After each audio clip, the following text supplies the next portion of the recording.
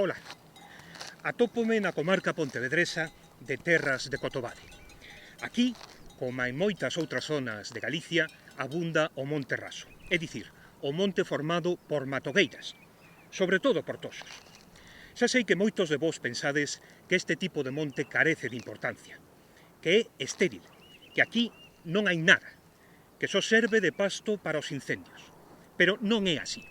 Como imos comprobar neste documental, o Monte Raso é un ecosistema propio de gran valor, o fogar de moitos animais que prácticamente só poden vivir aquí, nesta auténtica xungla de pinchos. Benvidos a O Espía da Natureza.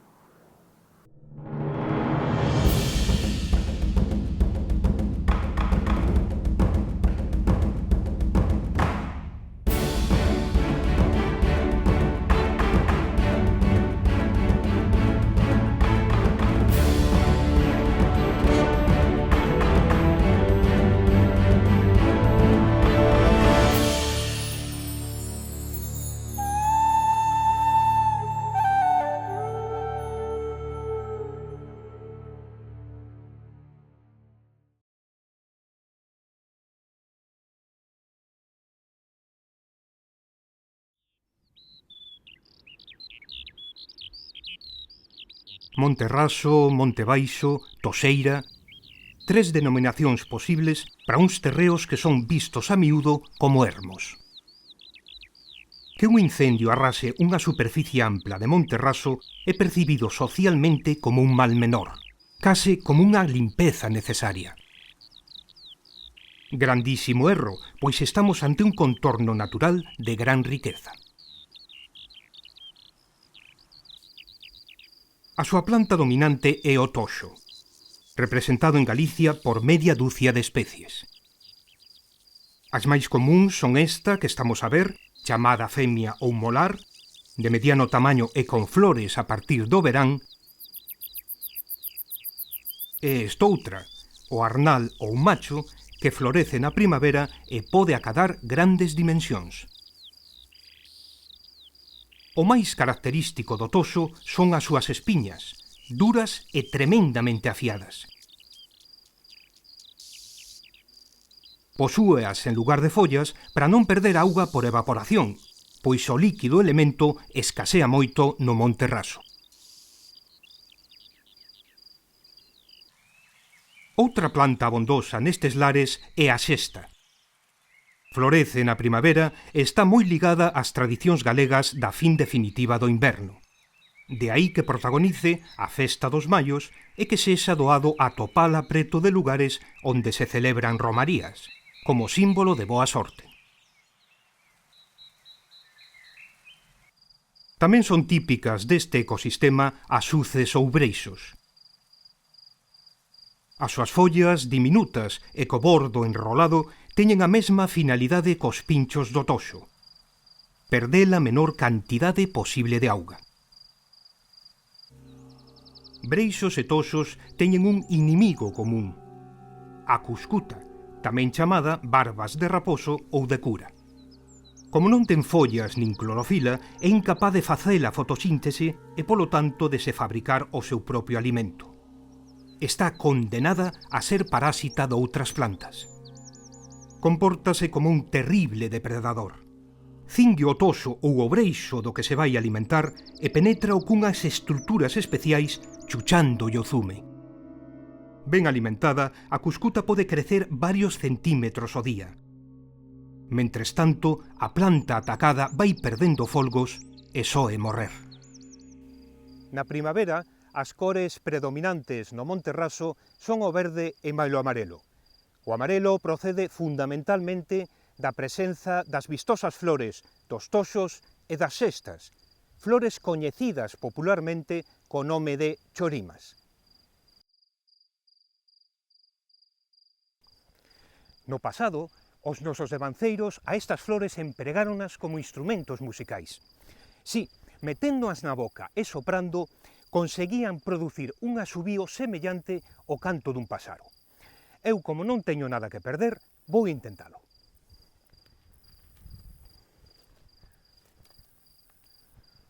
A ver... Esta mesmo. Primeiro hai que metela na boca. Despois apretala coa lingua contra o paladar e soprar. Imos ver.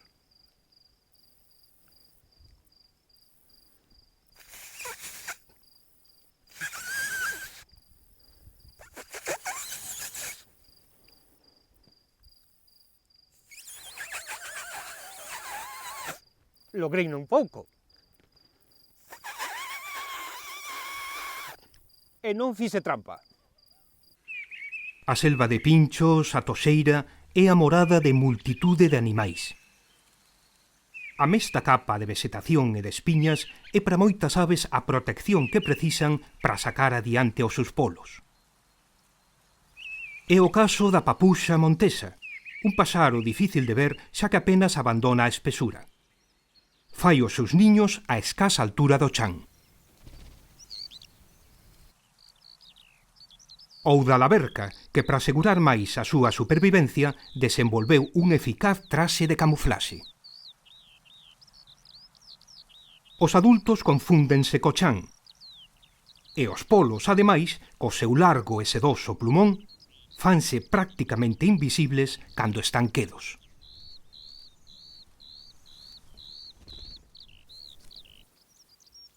Tamén hai rapinas que viven e crían no Monte Raso. Unha delas é a rapina cincenta, que fai os seus niños directamente no chan, normalmente entre toxos de grandes dimensións. Os adultos parecen xogar co aire. Pasan a maior parte do tempo sobrevoando o terreo a baixa altura, escudriñando cada recanto na procura de presas.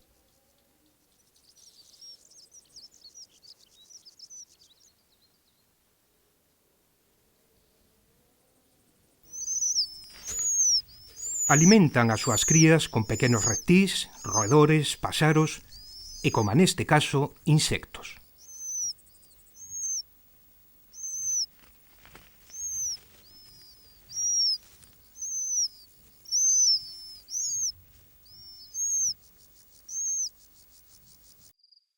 Os insectos son outros dos habitantes máis comúns no Monte Raso. Carricantas, escarabellos e irugas, e avespas, como esta, a papeleira. Os avespeiros ou colmeas aparecen no medio dos toxos e das uces. As súas arquitectas e construtoras son raíñas que sobreviviron ao inverno.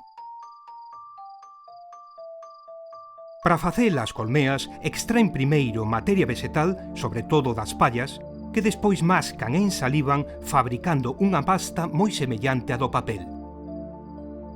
De seguido, coa habilidade do mellor dos oleiros, van a dispoñendo arredor de cada oco, ampliando ou restaurando as celas. A súa especie leva millóns de anos facendo isto, polo que estas avespas son, sen dúbida, as inventoras do papel.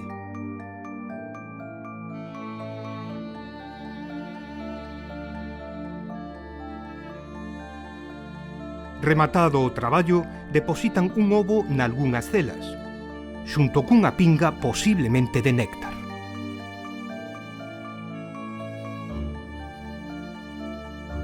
Dos ovos nacen unhas larvas que en nada recordan as futuras obreiras en que se transformarán.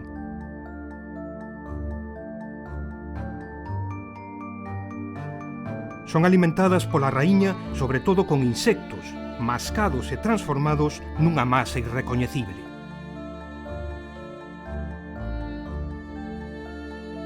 As larvas envolven o alimento en saliva e chúchano.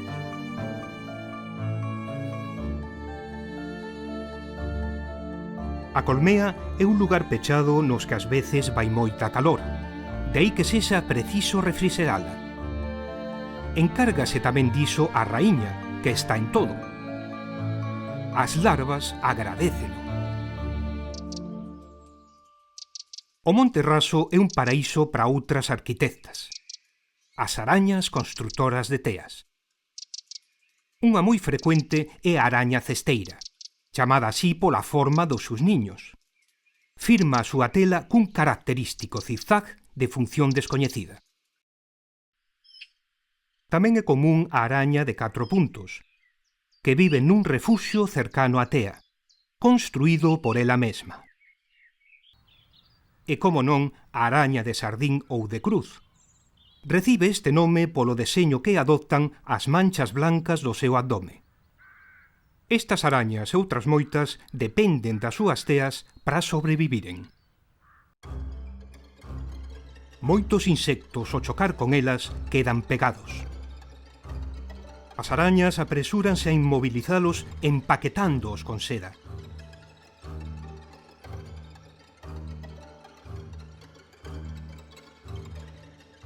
Despois, mórdenos cos seus quelíceros e inxéctanlles un veleno que os paraliza e os mata.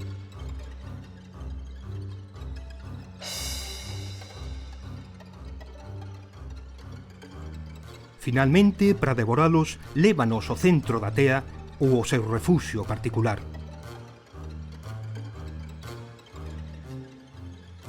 Pero as arañas carecen de estómago, polo que teñen que digerir externamente as súas presas.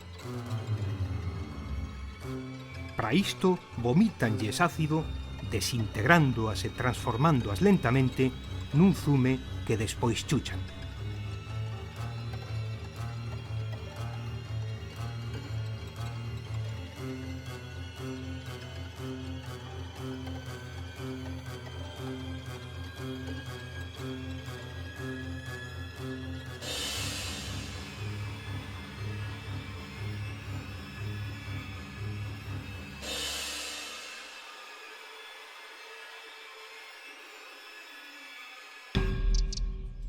Ás veces tamén o cazador é cazado. A barbantesa, un depredador insaciable.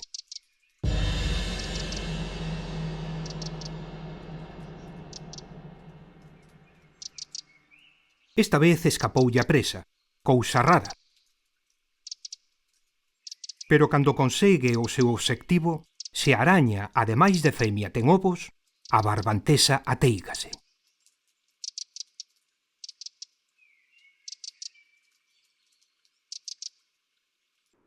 Falando de ovos, as arañas construen niños chamados otecas como este da cesteira. O seu interior é un universo en miniatura. As larvas que nacen dos ovos pasarán meses aquí dentro alimentándose das reservas vitelinas contidas no seu abdome. Pero cando estas escaseen ou se esgoten, practicarán o canibalismo. Ao chegar a primavera, as pequenas arañas, transformadas en ninfas, rachan a oteca cos seus quelíceros e abandónana. As vellas compañeiras de fogar espállanse polo contorno ou, suxeitas a un longo fío de seda, como se fosen cometas, serán arrastradas polo vento a grandes distancias, colonizando novas rexións e expandindo a especie. Arañas, avespas, paxaros, barbantesas... Por desgracia, son moitos os animais que morren cando o monte raso se incendia. Pero certas plantas, como os toxos, incriblemente sobreviven ás lapas. En efecto, o lume mata os exemplares vellos e secos do toxo e dos novos o destrúe a parte aérea, a que sobresae da terra. Pero a raíz segue viva, e aos poucos meses o toxo volverá a surdir das súas cinzas con forzas renovadas. Con todo, aínda que o toxo e outras plantas sobrevivan ao incendio, o lume é o peor dos inimigos deste ecosistema. As lapas matan animais, deixan o chan desprotexido fronte á erosión e devoran a espesura, o único fogar para moitos seres. Porque debaixo da súa aparencia de lugar ermo e impenetrable pro ser humano, entre os abafantes toxos atópase un dos universos biolóxicos máis importantes e característicos de Galicia: a xungla de Pinchos.